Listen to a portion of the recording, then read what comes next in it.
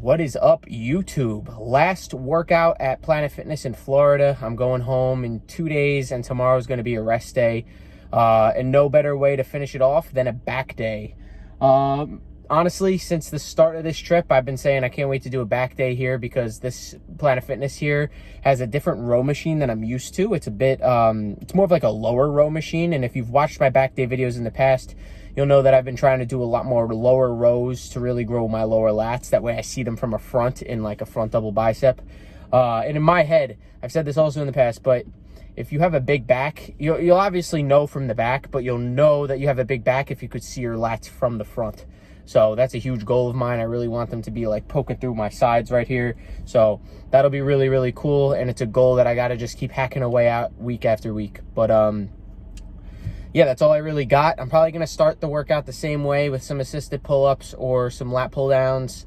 And then after that, I'm going to get into probably some lower rows, probably some underhand grip Smith machine rows, as well as that machine I was just talking about. But that's all I got. I'll see you in there. Peace out. All right, what's going on, everybody? So I'm starting off my back workout with some lat pull downs right here. This machine felt really, really nice today. It's a different machine than I'm used to using, just due to the fact that it has 2 cables on the bar rather than 1. It just felt nice and smooth, and I got a really, really nice contraction on my back the entire time. When I'm doing these, I'm really just trying to keep constant tension on my lats the entire time. Again, I'm not going to stop for too long at the top. I'm just going to get a nice stretch when I'm up there and then start pulling right back down again. I'm absolutely going to recommend using wraps on every single back movement that you do. If you are struggling to grow your back, I highly suggest using wraps. It just really, really takes all that tension off your forearms and biceps and really puts all the tension on your back. And it's always helped me get a better mind-muscle connection. That was the first work set there, and this is the second work set here. The reason why I recorded both is just to show a different style of form towards the end of this set. I feel like sometimes when you row the weight in front of your head or towards your chest, you get a really nice back activation, but it does force you to lean back at sometimes. So what I like to do sometimes at the end of the set is to drop it by maybe 30% of the weight and row the weight behind my neck. And what that's going to do is it's going to force my body to stay more vertical, and I always feel like I get slight more back activation when I do lat pull downs like that. I hear a lot of things about how it could be bad for your shoulders, but if the weight's light enough and you're not going crazy heavy and you're not jerking the weight around too much, you can really get a really nice back pump from this, not only in your lats, but your upper back too, just due to the fact that the muscles are really contracting and squeezing in the upper portion of your back.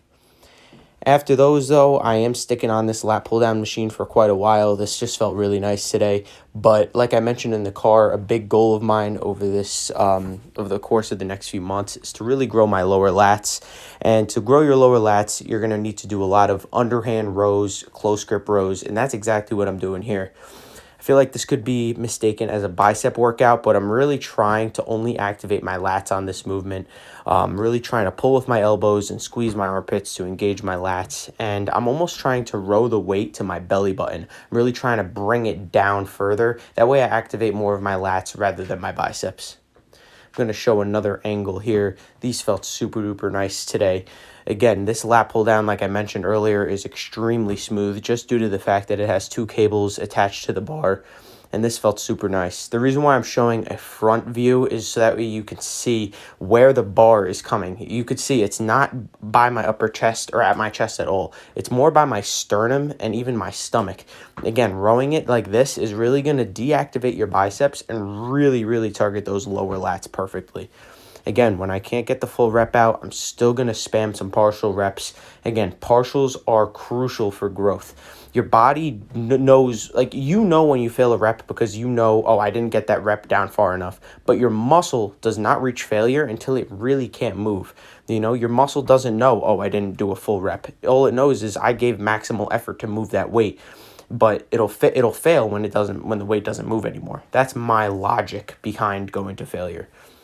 After that, I'm moving over into my upper back movement today, and that is going to be some heavy barbell rows. Right here, I'm just got 2 plates on the bar.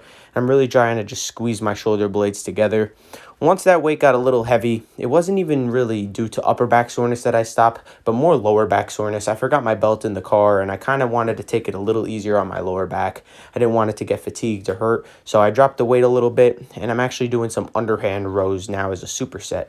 Now, again, when I said before, underhand rows do a really good job of targeting those lower lats, but the beauty of a Smith machine is that you're on a track, so you're kind of stuck to where the weight gets rowed to. So the fact that I was standing a little bit further back meant that I was rowing it to kind of like an upper back position, so it was still being able to target my upper back. I hope that makes sense. But now moving over into that row machine I was talking about in the car, I honestly saw this machine and looked at all the handle attachments that I was able to use, and I decided I kind of wanted to do all of them. So I had 3 sets here, and I did 1 set at each hand like placement, and it honestly felt really, really nice. I started with this lower, wider grip. This is definitely one of the harder like handles that you can hold on to, so that's why I started with it. And then I moved into the mid grip right here. This honestly felt really, really nice on my mid upper back. I was able to get a really, really nice squeeze and really pinch my shoulder blades together, and honestly it felt super duper nice. I absolutely love Planet Fitness just due to the fact that their machines are really, really fresh and really, really good. I felt like a lot of the gyms that I go to in the past, some of them are the cable mechanism on them aren't too smooth, but I never have a problem with the smoothness of a cable machine at Planet Fitness. Again, these were really nice, keeping constant tension the entire time, really squeezing my shoulder blades together and getting a great stretch when the weight returns to the starting position. Again, still squeezing out partials. I will never do a set without partials. I will always, always do them. It's an amazing thing, and you should absolutely do them in your training. After that, I'm finishing off with the last handle placement, just some upper, it's a little bit higher than the starting one that I did and a little bit wider, and these felt really, really, really nice on my upper back as well.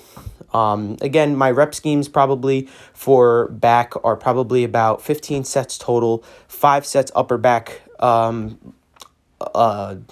the word? Probably 5 sets upper back dominant, and then 10 sets lower lat dominant.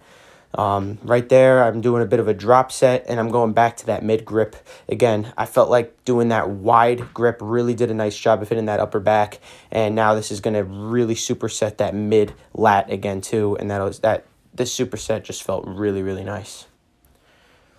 Again, I'm going to live and die by partials. When your body thinks, like when you know you're failing a rep, it does not mean that your muscles have failed yet. If they're still moving the weight, keep them moving it. So now to just finish off my back training, I'm doing some seated cable rows with the V-bar. Again, it might look like I'm using some momentum. It might look like I'm using some momentum, being that I'm stretching forward and then leaning back. But I am doing this in a controlled fashion. I'm not really using that momentum to row the weight back. I'm more leaning forward just to really stretch out my lats, and I'm still bringing the weight back in a controlled fashion to really get a nice mid-back squeeze. These felt super duper nice today. I only did 1 set here as a finisher. Well, actually, technically not a finisher. I have 1 more exercise after. Right here, this is my finisher. I'm just doing some single arm V-bar rows. Again, still leaning forward to get a nice stretch, and then I'm getting a really nice squeeze at the back. I feel like a lot of times when you're training, a lot of people just focus on the squeeze, but getting a good slow eccentric motion as well as getting a great stretch is also very beneficial. So I highly recommend prioritizing both. But I hope you all enjoyed the video, and I will see you tomorrow for legs. Peace out.